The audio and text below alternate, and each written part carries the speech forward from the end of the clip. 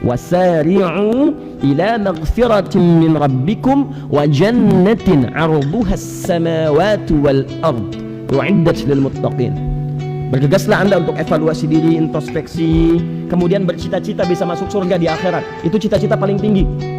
Ingat, cita-cita paling tinggi itu bukan urusan dunia. Dunia itu kecil, dengan langit aja masih tinggi langit. Dunia itu kecil. Jadi kalau ada orang cuma cita-citanya dunia, itu berarti rendah orang itu. Rendah. Dunia itu kecil. Begitu meninggal selesai cita-citanya.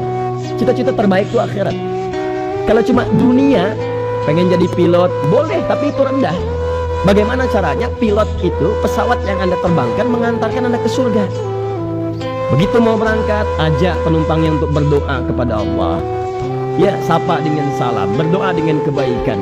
Bahkan di atas bisa Anda sampaikan, mari kita berdoa kepada Allah Subhanahu wa taala, semoga diberikan oleh Allah Subhanahu wa taala kelancaran dalam penerbangan, diselamatkan sampai tujuan. Bismillahirrahmanirrahim. Di atas Anda praktekkan.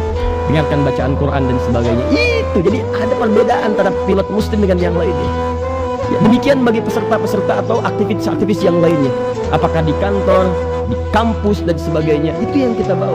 Di cita-citanya akhirat. Anda mau masuk surga yang mana? Bukan cuma surga, itu pun masih rendah. Apakah surganya bersama Nabi? Apakah di taman surga, seluas langit dan bumi? Atau yang penting masuk surga? Yang penting surga aja deh. Saya nggak muluk-muluk gitu kan? Baik. Siapa pilih yang keempat? Yang penting surga.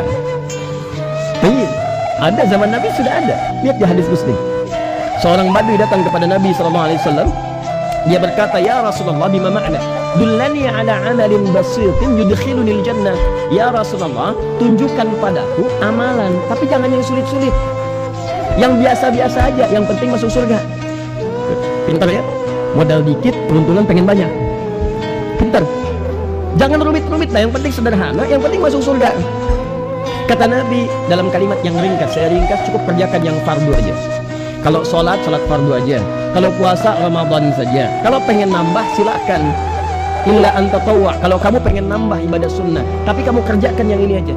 Kata orang ini, siap ya Rasulullah, saya akan komitmen mengerjakan yang wajib aja, gak akan pernah saya kerjakan yang sunnah.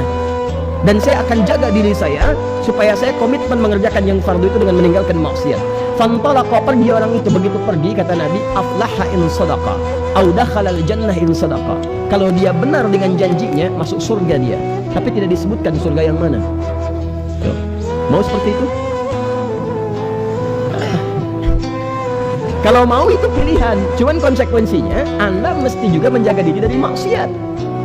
Sebab rumus maksiat kan begini rumusnya. Anda kerjakan taat, sholat, kemudian bermaksiat, maka maksiat ini akan mengambil pahala dari yang taat tadi. Ambil.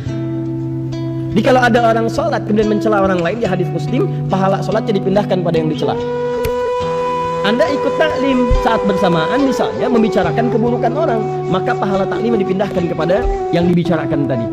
Sekarang siapa yang bebas dari maksiat dalam kehidupannya? Mata berapa kali maksiat, telinga berapa kali maksiat. Jadi saya katakan kalau pasang target masuk surga, jangan yang rendah-rendah, tinggi sekalian. Surga paling tinggi 100%. Jadi kalau nggak nyampe ke sini, nyangkutnya jelas. Minimal taman surga gitu kan.